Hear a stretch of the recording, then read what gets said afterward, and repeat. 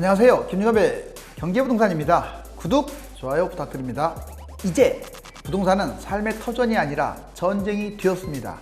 집값이 하늘 높은 줄 모르고 치솟다가 매수자가 확 줄어들면서 상승폭을 줄였는데, 이대로 꾸준하게 실효성 있는 대책이 나오면 집값이 하락 반전하는 것은 시간 문제입니다. 미국 질병은 사상 최고치를 찍으며 아주 심각한데, 나스닥은 반대로 끝없이 신고가를 찍으며 치솟는 것은 대선을 염두한 거품 랠리가 지속되기 때문이며, 결국 비참한 결말을 초래할 가능성이 존재합니다. 달러와 주가는 강세, 금과 유가는 약세입니다. 무주택자들에게도 부동산은 전쟁터가 되었으며 거품이 점점 커지고 있는 형국입니다. 한번 보실까요? 부동산 전쟁이다. 두 눈 부릅떠라. 지금 활화산 아주 용암이 하늘 높이 치솟고 있습니다. 크게 세 가지가 지금 문제가 되죠. 거품이 폭발했습니다. 즉 부동산 거품이 지금 폭발 직전이에요. 민심도 폭발 직전입니다. 거기에다가 경제 위기도 폭발 직전입니다. 자, 어느 것이 되든지 간에요, 부동산에게 긍정적이질 않아요.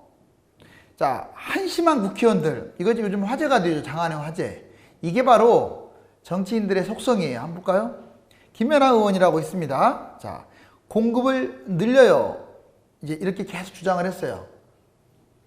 진성준 의원은 이제 여당 의원인데 1가구 1주택 투기를 반드시 잡겠습니다. 이렇게 말을 했습니다. 자, 이제 끝나자마자 마이크가 켜진지를 모르고 김연아 의원, 집값을 막 떨어뜨릴 수 없어요? 자, 이거 문제가 되는 발언이에요. 자, 집값을 막 떨어뜨리면 안 된다, 이런 말이에요. 지금 집값이 얼마나 치솟았습니까? 결국 야당 의원들은요, 집값 떨어뜨리고 싶은 마음이 1도 없는 거예요. 그 속마음을 확 드러내고 있죠. 자, 진성준 의원은 더 가관입니다. 집값 투기 잡겠다고 이렇게 해놓고 그렇게 해도 안 떨어져요. 자, 본인이 떨어뜨린다고 해놓고 안 떨어진다고. 자, 그러면 민주당의 정체성을 아예 그냥 뭐라 그럴까, 뒤집는 발언 아닙니까? 그렇다면 바로 이런 말을 한 사람을 왜 민주당 가만히 있어요? 더 웃기는 거 오른쪽 보세요. 아니, 야당 의원, 이제 김연아 의원이, 여당 국토위원이 그런 말을 하면 국민은 없더라고요. 진성준 의원 가만히 있어요. 자, 그리고 진성준 의원이 집값 안 떨어진다고 말했습니다. 이해찬 대표, 뭘 그런 걸 시시콜콜 보고하나? 자, 지금 이 사람도 문제인 거예요. 뭘 시시콜콜 보고해? 여러분들, 지금 부동산이 얼마나 심각한데 이런 걸 보고한다고? 이건 아주 심각한 문제예요. 얼마나 도덕성이 해이해졌고 이 사람들이 집에 대해서 얼마나 오만 방지한 모습을 보여주고 있는지, 여당이 되든 야당이 되든 참 더럽고 한심한 그런 대화라고 할 수가 있습니다. 자, 그렇지만 이제 오늘의 화두는 이거예요. 대통령 부동산 강력한 의지. 자, 그 전에 원상복귀 하겠다는 말은 또 쭉 뺐어요. 정말 발 빼는 데는 선수죠. 발 빼는 데는. 본인이 한 말은 책임지지 않고 어찌됐거나 투기를 잡겠다라는 말, 투기와의 전쟁은 계속 지금 선언하고 있습니다. 자, 집값 하락시키겠다는 그런 의지에서 좀 후퇴한 느낌이 들기는 하는데, 그래도 집값을 잡겠다라고 하는 한번 의지를 볼까요? 최고 민생 입법 과제는 부동산이다. 아예 어제 선언을 했죠.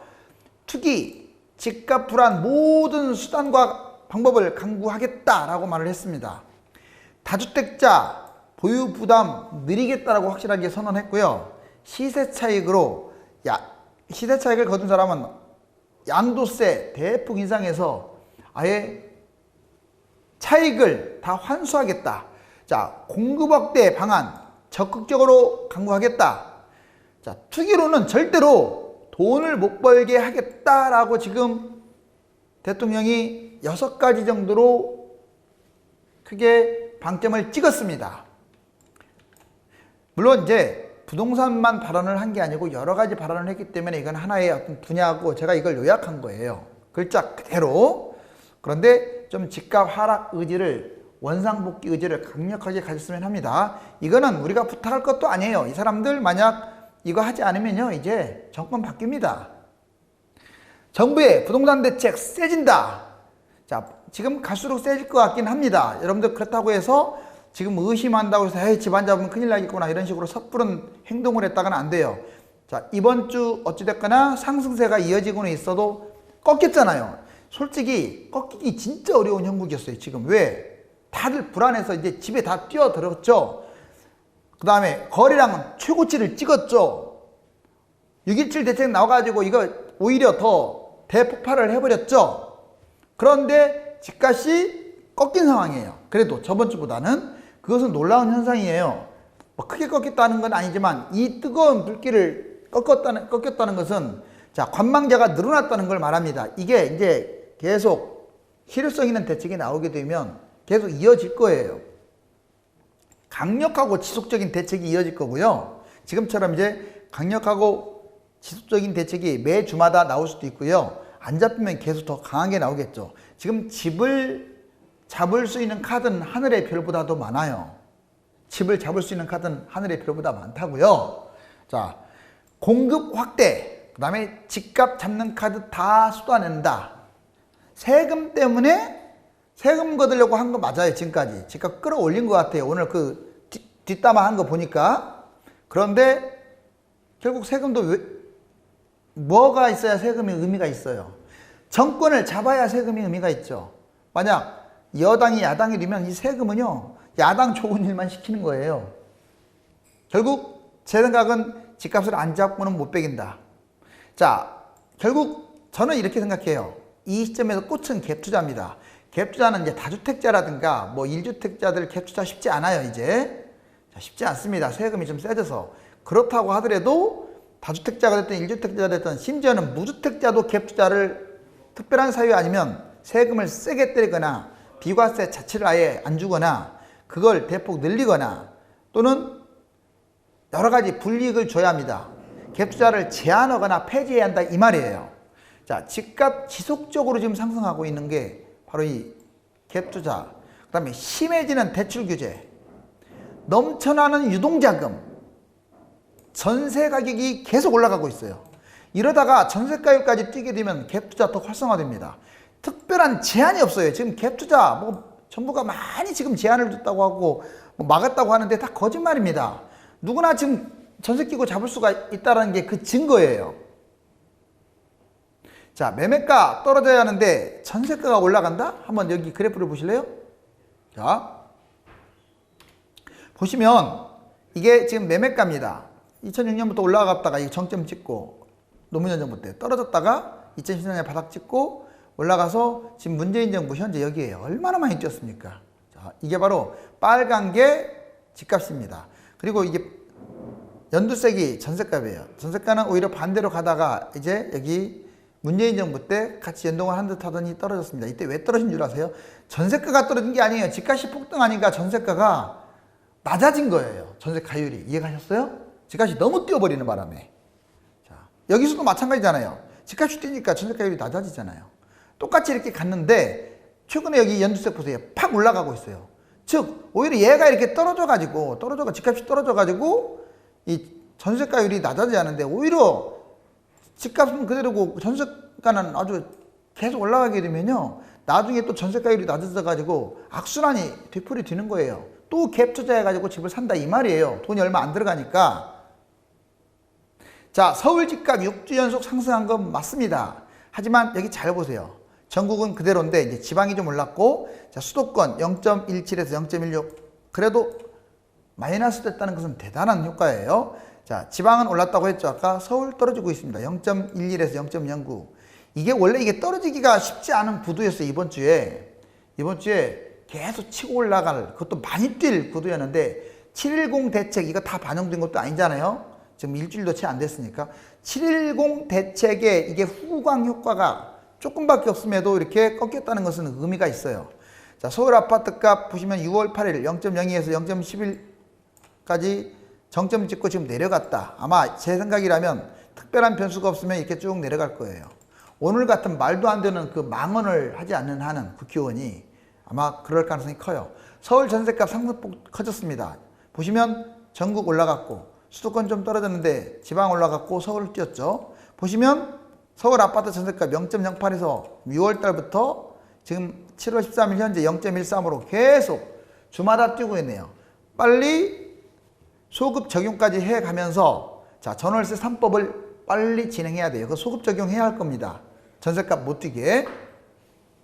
자, 그 다음에 전국 집값 판세를 봤더니 경기도 0.23, 뭐 서울 0.09, 인천 0.06, 특히 인천이 확 줄어들어 버렸어요. 왜냐하면 인천이 그렇게 잘 사는 곳이 아니기 때문에 잘 사는 곳이 아닌 곳이 조정지역이나 투기과열지역으로 묶이게 되면 이건 집값 떨어지게 돼 있어요. 자, 경쟁력이 상실되는 거죠. 그리고 충청도 여기 세종 보세요. 공무원들이 밀집되어 있는 충청도 1.46. 왜 그런데 대통령은 한마디도 안 하는지.